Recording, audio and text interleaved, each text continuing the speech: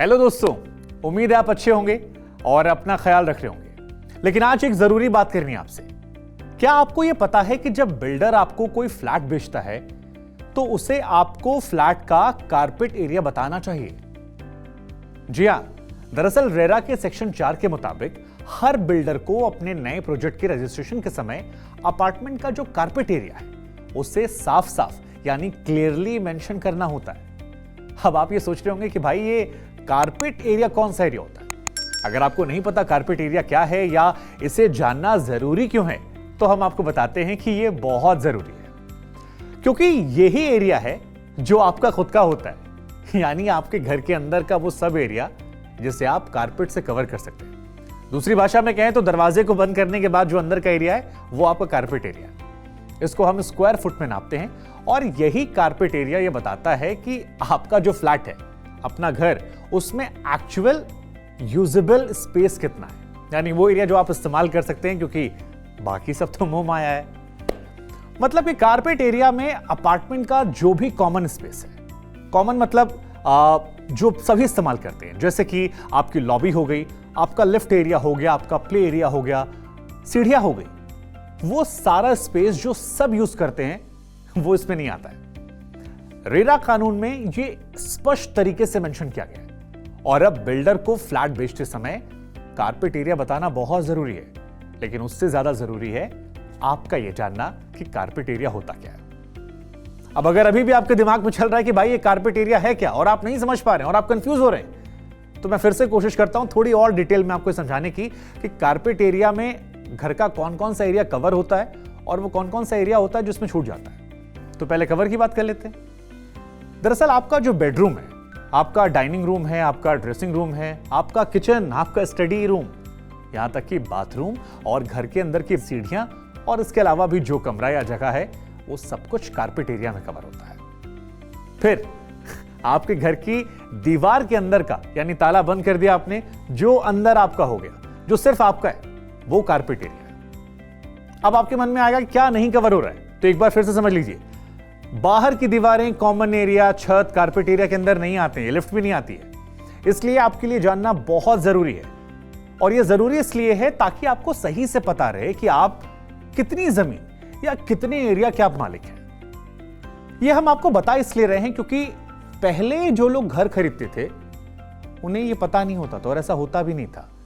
यह सब कुछ रेरा कानून आने के बाद बदला है। पहले जो ज्यादातर बिल्डर्स थे वो फ्लैट और अपार्टमेंट सुपर बिल्टअप एरिया या फिर बिल्टअप एरिया के आधार पर बेचते थे और इसमें कारपेट एरिया के साथ साथ और भी जो कॉमन एरिया होता था उसको वो शामिल करते थे। अब इसका नुकसान ये होता था कि आप जब फ्लैट खरीदने गए तो आपको फ्लैट का एरिया काफी बढ़ा चढ़ाकर बताया था और आप ये सोचते थे कि भाई मैंने तो एक बहुत बड़ा घर खरीदा है। लेकिन जब आप असलियत में उसको नापते थे, असलियत में घर में जाते थे, तो आपको पता लगता था यार सपने क्या दिखाए थे और ये तो बड़ा छोटा सा निकला। लेकिन अब ऐसा नहीं हो रहा है, क्योंकि अगर बिल्डर ने आपके साथ गलत किया या आपको कारपेट एरिया गलत बताया तो रेरा के सेक्शन 61 के तहत प्रोजेक्ट कॉस्ट का जो पैसा है उसका 5% फाइन लग सकता है। इसलिए आपको यह ध्यान रखना है, सतर्क रहना है, क्योंकि ये आपके घर की बात है। अब अगर आपके मन में यह सवाल उठ रहा है कि चलिए आपने बता तो दिया हमें कि कारपेट एरिया होता क्या है, क्या एक्सक्लूड होता है, क्या इंक्लूड होता है, लेकिन कारपेट एरिया को हम कैसे मेजरमेंट करें, यानी मापें कैसे? तो देखिए जी, एक बड़ा आसान सा फॉर्मूला आपको बता रहा हूं मैं और इससे आप काफी हद तक समझ जाएंगे। दरअसल ये फॉर्मूला यह है कि ज्यादातर मामलों में जो आपका बिल्टअप एरिया होता है, जो आपको अक्सर बिल्डर बताता है, उसका 70% एरिया जो है वही कारपेट एरिया में आता है। अब अगर इसको मैं आपको स्क्वायर फीट के हिसाब से समझाऊं तो देखिए, अगर आपको आपके बिल्डर ने बताया कि आपका जो घर है वो 1500 स्क्वायर फीट का है, तो आपको यह समझना है कि आपका कारपेट एरिया जो है वो तकरीबन 1050 स्क्वायर फीट के आसपास होगा। अब देखिए, मैंने आपको शुरू में बताया था ना कि आपको बिल्डर बताएगा बड़ा सा, आप सोचेंगे जी 1500 स्क्वायर फीट मिल गया, लेकिन वो रियल में आ रहा है 1050 स्क्वायर फीट। तो जैसे मैंने आपको समझाया, इस बात को आप याद रखिएगा, बिल्डर को आपको कारपेट एरिया बताना बहुत जरूरी है।